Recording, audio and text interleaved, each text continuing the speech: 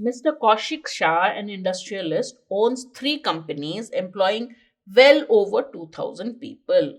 Now, well into his 70s, he wishes to use his time for philanthropic activities. He therefore hires Mr. Garg as his CEO to run his company.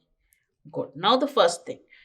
The founder, industrialist, owning three companies, wishes to spend his time in doing good to the world. Therefore, he hires a CEO to run his companies. And the CEO is Mr. Garg.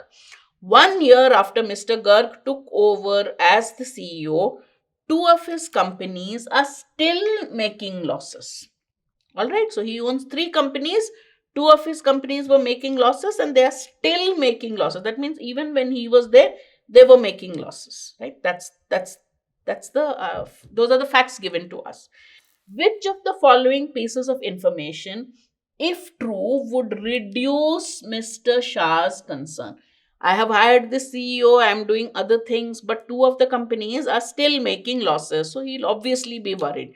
Question is asking which of the following pieces of information, if true, would reduce his concern. So look for an option which says something nice about the loss making companies. Let's see. The best performing company belongs to an industry which is experiencing double digit growth. We are not talking about the best performing companies. The performance of the three companies was stagnant for 3 years before he took over. True, but we only bothered about which one would make his worry less, that they are still making losses. It's just stating the fact is not going to help allay his fears. A reputed financial newsletter has advised investors to invest in the two loss making companies from a long term perspective. That is good news indeed.